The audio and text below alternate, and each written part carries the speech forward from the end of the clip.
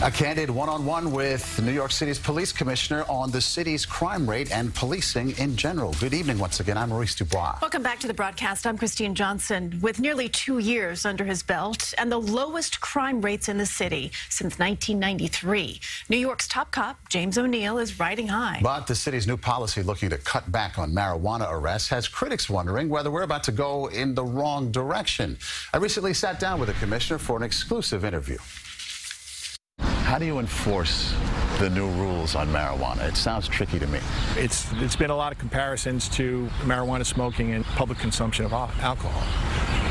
People get penalized for public consumption of alcohol. Last month, Mayor de Blasio told the commissioner to stop arresting people caught smoking marijuana in public. Do you want to be living in a housing development, having people smoke on your floor in the stairways and have to walk through that with your children? Marijuana arrests are on the decline, according to the most recent data.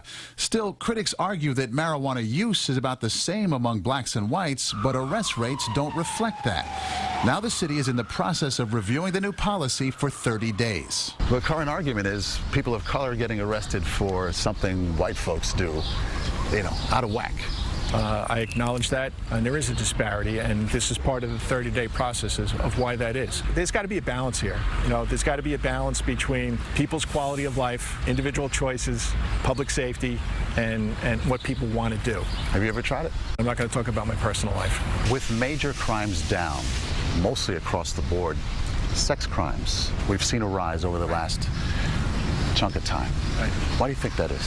I think a lot of that has to do with outreach, the Weinstein effect of people coming forward from prior years, reporting crimes. You think it's reporting versus incidents? No, I think it's a matter of people finding the courage to come forward to report that they were a victim of a sex crime. It's important that we do that outreach to make sure that people feel comfortable. In recent months, the NYPD has been criticized for understaffing its Special Victims Division, which has resulted in a backlog of cases, according to the Department of Investigations. Was it staffed enough? Dermot Shea is the new chief of detectives. He's doing an overview of special victims. We put an additional 20 investigators in there in our interim. So, there's a lot of work being done. It requires constant evaluation. We are the safest big city in America. According to the new crime stats released today, the total number of major felony crimes fell below 100,000 in a city of more than 8.5 million people. The city also set a record for fewest murders in the modern data tracking era.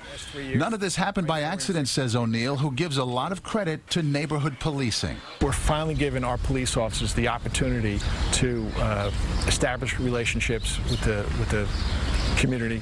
The policy makes sure the same officers work in the same neighborhoods on the same shifts, increasing the familiarity with local residents and local problems. It's hard to hate up close. You talk to a cop and you see what he or she is doing each and every day, how they put themselves out there. It's hard to hate up close.